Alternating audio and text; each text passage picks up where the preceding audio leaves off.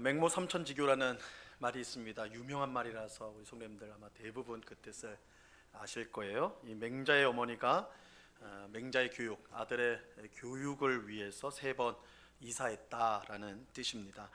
이 맹자는 공자와 함께 유교를 대표하는 아주 위대한 사상가죠. 그가 어렸을 때 아버지를 여워였어요. 그래서 어릴 때부터 어머니의 손에 컸다고 합니다. 근데 어머니가 이 맹자의 교육에 대단한 열성을 가지고 있었어요. 한국의 어머니랑 비슷했던 것 같아요. 굉장히 맹자의 교육에 관심이 많았던 것 같습니다. 어느 날 이제 맹자가 놀고 있는 걸 보니까 이상한 말을 흥얼흥얼거려요. 그래서 무슨 소리 하나 무슨 귀를 기울여 들어보니까 이 어린 맹자가 아이고 아이고 이러는 거예요. 아이고 아이고 그러는 거예요. 이 맹자의 집이 그 장례 그 공동묘지 근처에 있었다고 그래요. 무덤 근처에 있었어요. 그러니까 늘 거의 장례식이 열리는 거죠. 그러니까 이제 그 장례식에 온 사람들이 아이고 아이고 우니까 어린 맹자가 그거 듣고는 따라하는 거예요. 뜻도 모르고 아이고 아이고 그러는 거예요. 어머니가 이거 안 되겠다. 그래서 이사를 하는 거예요. 아이 교육에 좋지 않겠다. 이사를 했어요. 이번엔 시장 근처로 이사를 갔습니다. 시장 근처로. 또 이제 시간이 지나서 보니까 어린 맹자가 또 무슨 소리를 하나 들어봤더니 이 장사꾼 흉내를 내고 있는 거예요. 싸다 싸다 뭐 이러면서 와라 와라 막 이러면서 이 어머니가 또 기가 막힌 거예요. 이 교육상 안 되겠다. 또 한 번 이사를 하게 돼요. 이번에는 어디로 가냐면 서당 옆으로 가는.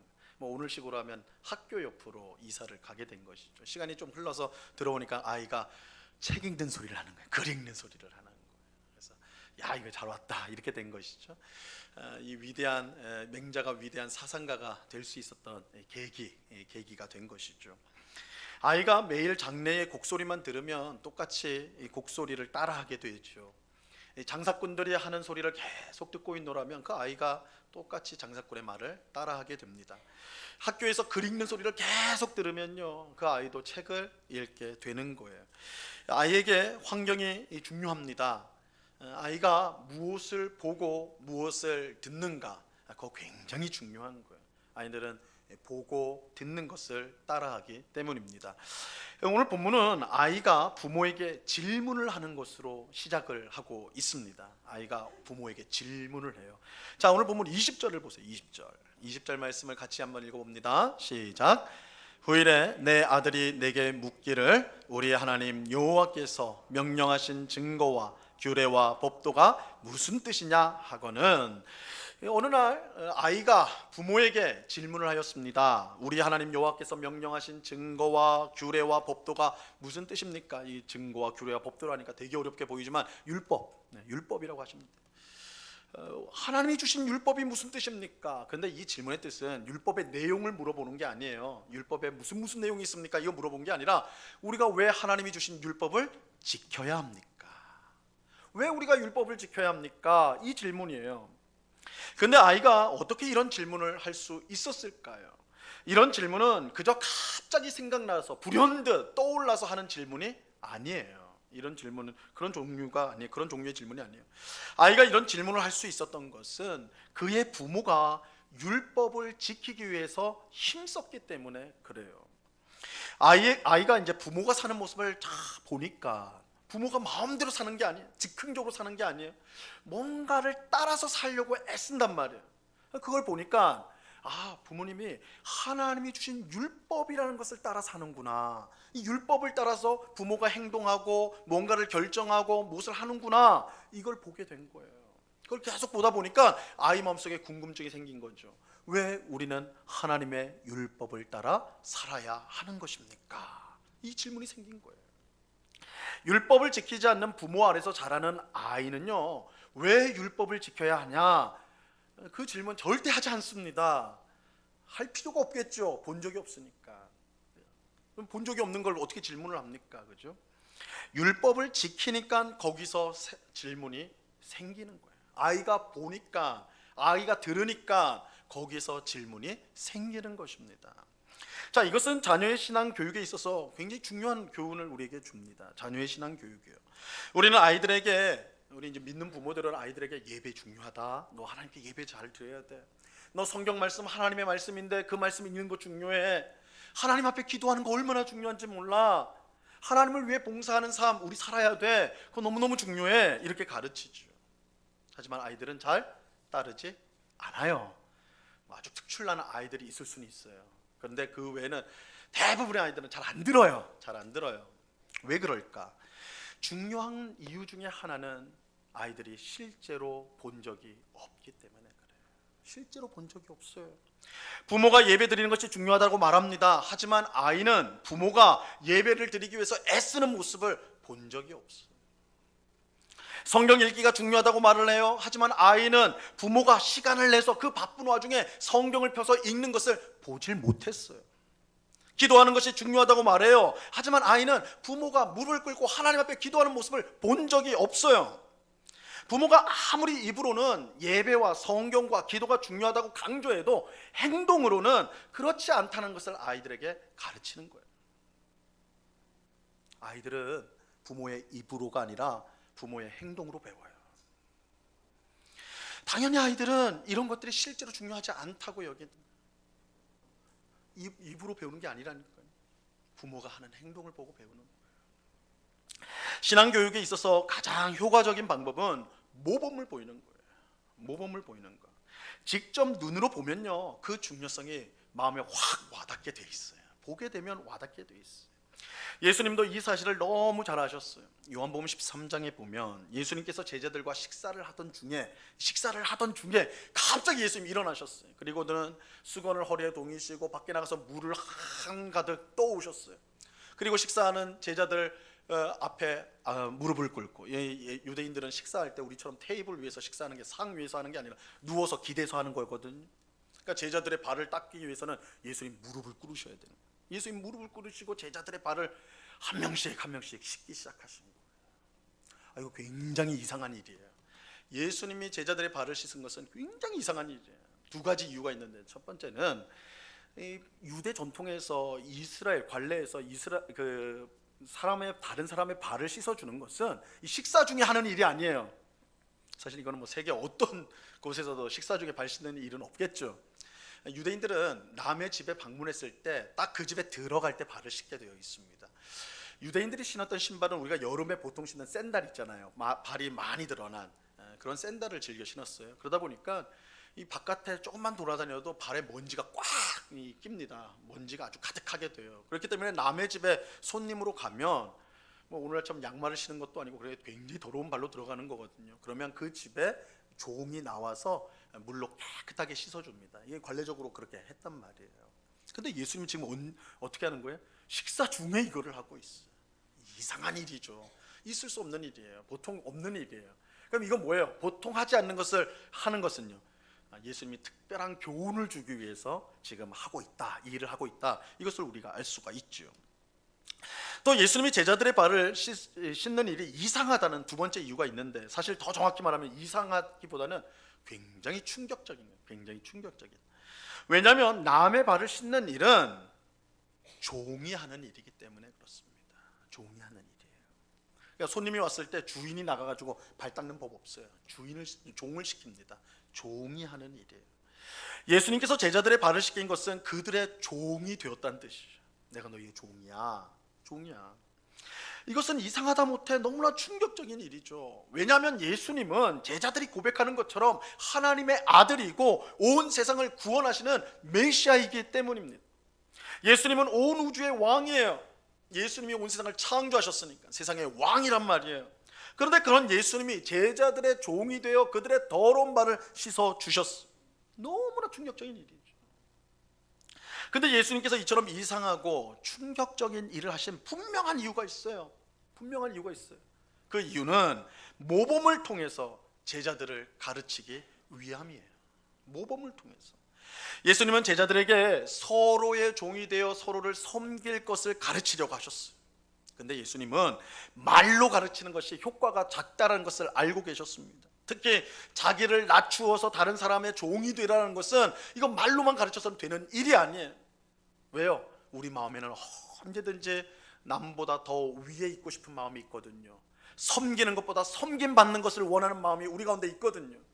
이 본성을 거스르는 일이에요. 이건 말로는 되는 게 아니에요. 그래서 예수님이 가장 강력한 교육 방법을 사용하신 거예요. 뭐예요? 본을 보이셨어요. 모범을 보이셨어요. 하나님의 아들이고 온 우주의 왕이신 예수님께서 친히 제자들의 종이 되어서 그들의 더러운 발을 씻어 주신 것입니다.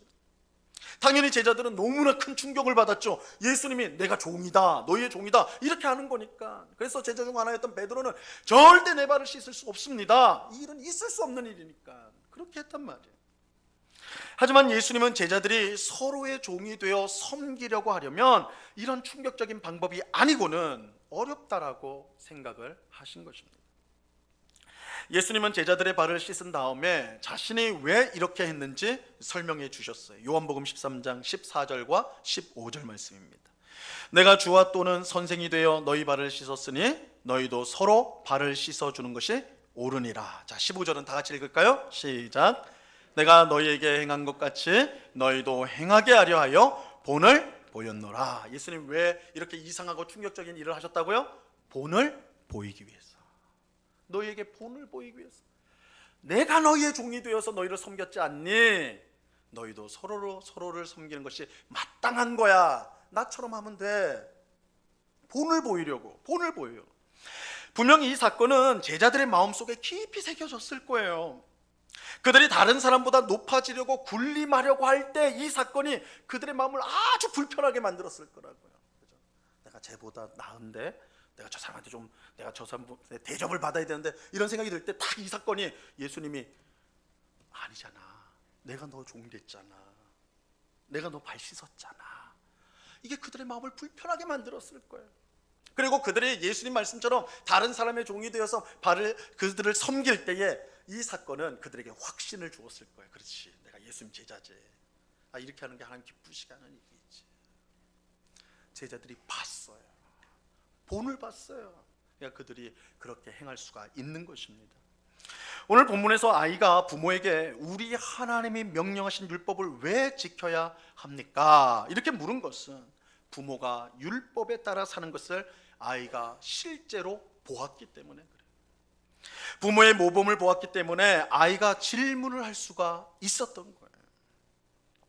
우리가 자녀에게 신앙을 가르치기를 정말로 원한다면 모범을 보여야 돼요. 본을 보여야 합니다. 물론 말로도 가르쳐야 되지만 그거 없이 그냥 모범만 보이면 된다? 아니에요. 말로도 가르쳐야 됩니다, 당연히. 그런데 반드시 모범이 함께 해야 돼요. 우리가 최선을 다해 예배를 드릴 때, 바쁜 시간 중에도 시간을 내서 성경을 읽고 기도할 때에, 우리가 기쁨과 감사함으로 봉사할 때에 그것을 본 우리 아이들이 이렇게 질문할 거예요. 우리가 왜 그렇게 살아야 하는 것입니까? 이 질문은 아이들에게 효과적인 신앙 교육이 이루어지고 있다는 증거예요. 왜요? 보지 않으면 질문이 없다니까요. 보지 않았으면, 경험하지 않았으면 질문을 할 수가 없어요. 그 부모가 그렇게 사는 것을 보고 왜 그렇게 살아야 합니까? 이 질문이 나오는 거예요.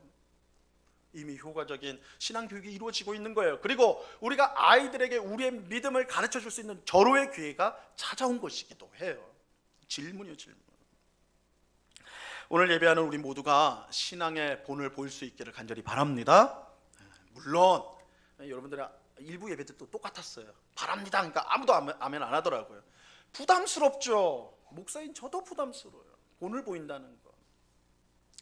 여러분, 본을 보인다는 건 결코 쉬운 거 아니에요. 우리는 참으로 연약한 사람이죠. 우리는 방금 말한 것도 되돌아서서 어기는 것이 우리예요. 목사인 저는 굉장히 위험한 사람. 강단에서 막 이렇게 말한 다음에 내려오면 가정에서 다르게 하거든요. 그러면 가족한테 공격을 받아요. 아니 설교 때 그랬잖아. 막 그래요. 제가 가장 힘들어요. 다 설교 때 그래요. 요즘엔 다 영상으로 남아가지고 다 찾아봐. 증거를 내놔요. 그때는 이렇게 말해놓고. 여러분, 베드로가요 예수님에게 내가 죽으면 죽었지 예수님 떠나지 않습니다, 예수님 배반하지 않습니다 했거든요. 근데 예수님 배반했죠. 예수님 배반했어요. 3번 부인하고 3번째는 저주까지 했습니다. 그게 예수님 버리지 않을게요 맹세하고 얼마 만에 그런 줄 아세요? 며칠 지나서, 몇 달 지나서, 몇 년 지나서요? 아니 몇 시간 지났어요. 몇 시간. 잉크도 마르기 전에. 그게 우리예요. 연약한 우리예요. 하지만 그럼에도 불구하고, 그런 연약한 우림에도 불구하고요, 그저 말로만 신앙을 가르칠 수 없다는 걸 알아야 돼요. 그냥 말로만이라도 하자, 그게 어디냐? 아니요, 그건 안 돼요. 본을 보여야 돼요. 최선을 다해야 돼요. 본을 보이라는 것은 완전한 모습을 가져야 된다는 뜻은 아니에요. 그러면 우리 중에 어느 누구도 그렇게 할 수가 없어요. 그러나 본을 보이기 위해서 몸부림을 쳐야 돼요. 애써야 됩니다. 아이들이 그걸 봐요. 우리가 애쓰면 그것이 중요하다는 것을 아이들이 알게 돼요. 우리 가족들이 알게 돼요. 믿지 않는 우리 주변의 사람들이 알게, 저 사람 저 애쓰는데 저거 중요한 거구나. 그거 왜 그렇게 중요해요? 왜 그렇게 살아요? 이런 질문이 나온단 말이에요. 신앙의 전수라는 것, 신앙을 전한다는 것은 말뿐만 아니라 우리의 모범을 통해, 본을 통하여서 되어지는 것이다 라는 것을 꼭 기억하시기 바랍니다. 그래서 오늘 예배하면서 우리가 스스로 결단할 수 있길 바라요. 우리 자녀들에게, 정말 사랑하는 자녀들에게 믿음을 전수해야 되는데 가장 중요한 게 본을 보이는 거예요. 부모가 무엇을 애쓰고 있는가, 부모가 무엇에 정말 중요하게 생각하는, 부모가 무엇을 집중하고 있는가, 이것이 자녀들의 눈에 보이는 거거든요. 그래서 내가 신앙의 모범을 보이는 삶을 살도록 그렇게 힘쓰겠습니다. 결단함으로써 우리 사랑하는 자녀들에게, 또한 가족들에게, 우리 주변 사람들에게 신앙을 전수하고 전하는 우리 모두가 될 수 있기를 바랍니다. 자, 아이가 오늘 본문에 보니까 아이가 부모에게 우리가 왜 율법을 지켜야 합니까? 이렇게 물었어요. 자, 이 질문에 대한 대답이 나오는데, 이 질문에 대한 대답이 너무너무 중요해요. 너무너무 중요해요. 어떤 대답을 하느냐에 따라서 우리의 신앙의 모습이 완전히 바뀔 수가 있기 때문입니다. 만약 누군가가 여러분에게 우리가 왜 하나님의 율법을 지켜야 합니까? 우리는 왜 하나님의 말씀을 따라야 합니까? 라고 질문한다면 여러분은 뭐라고 대답을 하시겠습니까? 여러분 뭐라고 대답할래요? 물어본다면 자녀가, 손주가, 아니면 그냥 옆에 사람, 옆에 친구나 이웃들이, 아니 당신 교회 다니는데 당신 보니까 당신 마음대로 살지 않고 하나님 말씀대로 사는 것 같은데 왜 그렇게 살아요? 라고 묻는다면 여러분들은 뭐라고 대답하시겠습니까? 질문을 받아본 적이 없어서 이렇게 대답할 수도 있겠죠. 아이 뭐 그런 거 질문하고 그래요. 뭘 토를 달아요? 까라면 까는 거죠. 군대에서 하는 말죠. 하라면 하는 거죠. 우리는 하라고 해서 하는 거예요. 그것보다 이제 조금 더 고상한 답은, 아이 보시오, 하나님 말씀을 들어야지 복도 받고 구원도 받고 그러는 거 아니요? 구원받고 복 받으려고 하나님 말씀 따르는 거예요. 율법 지키는 거예요. 그렇죠? 아마 많은 성도들이 이렇게 대답을 할 거라고요. 하지만 오늘 본문에서 하나님이 가르쳐 주신 대답은 전혀 달라요. 전혀 다릅니다. 자, 먼저 하나님의 대답이요, 짧지 않다라는 것을 주목하셔야 돼요. 하나님 짧게 대답하지 않으셨어요. 야, 내 명령이니까 지켜, 이렇게 말씀하지 않았어요. 너 복 받고 싶지, 구원 받고 싶지, 그럼 지켜, 그렇게 말씀하지 않으셨어요. 짧게 말씀하지 않으셨어요. 대신 이야기를 들려주세요. 이야기가 하나님의 답이에요. 이야기. 어떤 이야기입니까? 하나님이 이스라엘 백성을 구원한 구원 이야기예요. 구원 이야기. 자, 오늘 본문 21절에서 23절까지의 말씀을 보시기 바랍니다. 한번 말씀을 잘 한번 들어보세요. 너는 내 아들에게 이르기를, 우리가 옛적에 애굽에서 바로의 종이 되었더니 여호와께서 권능의 손으로 우리를 애굽에서 인도하여 내셨나니 곧 여호와께서 우리의 목전에서 크고 두려운 이적과 기사를 애굽과 바로와 그의 온 집에 베푸시고 우리 조상들에게 맹세하신 땅을 우리에게 주어 들어가게 하시려고 우리를 거기서 인도하여 내시고. 하나님은 짧은 대답 대신에 한 이야기를 들려주셨어요. 그것은 애굽에서 종살이하던 이스라엘 백성을 하나님께서 구원하신 출애굽 이야기예요. 출애굽. 전에 말씀드린 것처럼 이 출애굽 사건은 굉장히 중요해요. 성경에서. 성경에 수많은 구원 이야기가 나오는데 가장 모체가 되는, 그래서 신약 성경에서 예수 그리스도를 통한 십자가와 죽음을 통한 구속 사건이 바로 이 출애굽 사건과 굉장히 긴밀한 연관이 있어요. 그만큼 이 출애굽 사건의 연관은 굉장히 중요한 하나님의 구원 이야기란 말이에요. 이스라엘 백성은요, 애굽에서 원래 종살이를 하였습니다. 그들에게는 어떤 희망도 보이지 않았어요. 종으로 산다는 것, 노예로 산다는 것, 사람인데 사람이 아닌 물건으로 산다는 것, 어떤 것도 꿈꿀 수 없다는 것, 그야말로 절망이죠. 절망 가운데 마지못해서 하루하루 살아가는 것이 이스라엘 백성의 삶이었어요. 그러던 어느 날 하나님의 권능의 손이 이스라엘 백성에게 나타났어요. 하나님은 10가지 크고 두려운 재앙을 애굽에 내리셨고 애굽 왕의 항복을 받아내셨습니다. 하나님은 이스라엘 백성을 애굽에서 해방하셨고 그들을 이끌어 아브라함과 이삭과 야곱, 그들의 조상들인 아브라함과 이삭과 야곱에게 주리라 약속하신 땅 가나안으로 그들을 인도하셨습니다. 이것은 완벽한 하나님의 구원 사건이에요. 하나님께서 시작하시고 하나님께서 완성하셨어요.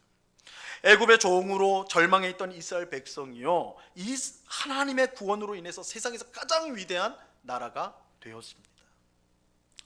자, 이게 이제 구원 이야기거든요. 그런데 돌아가면 여러분, 아이가 부모에게 지금 질문한 건 뭐예요? 우리가 왜 율법을 지켜야 합니까? 질문했잖아요. 구원 이야기를 물어본 게 아니에요. 하나님이 우리를 어떻게 구원하셨습니까? 구원 이야기가 뭡니까? 이건 물은 거 아니거든요. 율법을 왜 지켜야 되냐고 물었는데 하나님은 구원 이야기를 답으로 주셨어요. 이게 엉뚱한 것 같아 사실은. 그런데 하나님께서 이렇게 이야기하신 이유가 있어요. 그것은 율법을 지켜야 될 이유가 하나님의 구원 이야기에 근거하고 있기 때문이에요. 하나님의 구원 이야기를 말하지 않으면 율법을 지켜야 되는 이유를 절대 알 수가 없기 때문에 그렇습니다. 여러분, 율법의 기초, 하나님의 말씀, 우리가 지켜야 되는 하나님의 말씀의 기초는요, 구원의 이야기예요. 구원 이야기에 그 기초를 두고 있어요. 자, 우리는 이러한 사실을 율법이 언제 주어졌냐를 통해서 확인할 수가 있습니다. 여러분, 율법이 언제 주어졌습니까? 율법이 언제 주어졌죠? 율법이 언제 주어졌어요? 이스라엘 백성들이 애굽에서 종살이 할 때 주어졌습니까? 아니면 그 후에 주어졌어요? 계속 모른 척 하시게. 언제 주어졌어요? 교회는 좋은 곳이라니까 틀려도 뭐라고 안 해요. 맞는 것만 제가 들어요. 언제 주어졌어요? 만약에요, 율법이 이스라엘 백성들이 애굽에 종살이 하고 있을 때 주어졌다면 율법을 왜 지켜야 하는 것입니까? 왜 지켜야 될까요? 구원받기 위해서 지켜야 되는 것이죠. 종으로 있을 때 율법을 주셨다면 하나님이 주시면서 너희 이 율법 줄 거니까 잘 지켜. 그러면 내가 구원해 줄게. 내가 복 줄게. 내가 가나안 땅 줄게. 이렇게 되는 거예요. 그죠? 그럼 율법을 지켜야 될 이유는 명백해져요. 구원받기 위해서, 복을 받기 위해서. 이렇게 된단 말이에요. 하지만 율법은 이스라엘 백성이 애굽에 있을 때 주어진 게 아닙니다. 이스라엘 백성이 애굽에서 구출을 받고 하나님께서 그들을 가나안 땅으로 데려가는데 제일 먼저 데려가신 곳이 어디예요? 시내산이에요. 시내산. 바로 시내산에서 주어진 게 율법이에요. 율법. 그러니까 이스라엘 백성들이 율법을 받았을 때는 이미 그들은 구원을 받은 거예요. 이미 하나님부터 복을 받은 이후에 율법을 받게 된 것입니다. 자, 그러면 율법이 구원을 받기 위해, 복을 받기 위해 지켜야 되는 것이 아니라는 게 분명해졌죠. 이 시점 때문에. 그죠? 그러면 왜 지켜야 하는 것인가? 자, 오늘 본문 24절을 보세요. 24절 같이 읽습니다. 시작.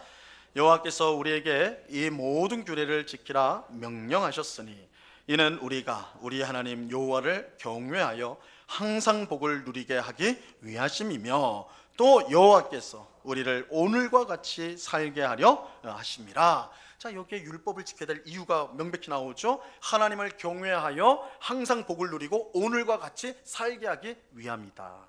자, 이 말씀을 주의해서 봐야 돼요. 주의해서. 그저 구원받고 복받기 위해서 지켜야 된다 말씀하지 않아요. 그죠? 분명히 그렇게 말씀하지 않죠. 왜냐하면 이미 구원을 받았기 때문에. 애굽에서 나왔잖아요. 이미 구원을 받았어요. 이미 하나님 주신 복을 받았어요.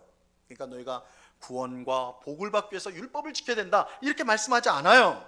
우리가 율법을 지키는 것은 이미 받은 복을 항상 누리고 이미 받은 구원의 생명을 계속해서 누리도록 하기 위함이다 이렇게 말하고 있어요. 이것은 율법이 구원을 받기 위해 필요한 것이 아니라 구원받은 후에 필요하다는 것을 알려주는 것입니다. 그래서 이어지는 25절에 보면 우리가 율법을 지키면 그것이 우리의 의로움이라고 말씀하고 있어요. 25절 말씀. 자, 이 말씀도 같이 읽습니다. 시작. 우리가 그 명령하신 대로 이 모든 명령을 우리 하나님 여호와 앞에서 삼가 지키면 그것이 곧 우리의 의로움이니라 할지니라. 자, 여기서 의로움이라는 것은 율법을 지켜서 하나님께 인정을 받는 걸 말하는 게 아니에요. 우리가 율법을 지켜서 하나님 앞에 의롭게 되고 그래서 구원을 받고 복을 받는 것을 말하는 게 아니라는 거예요. 여기서 의로움은요, 여기서 말하는 의로움은 하나님이 베푸신 구원을 받고 그 은혜가 너무 감사해서 하나님의 율법을 순종하는 것을 말하는 거예요. 의로움은 하나님이 베푸신 은혜에 대한 올바른 반응이에요. 올바른 반응이에요. 하나님의 구원을 이끌어내는 것이 아니라 이미 받은 구원에 대한 올바른 반응이 의로움이라는 거예요. 의로움.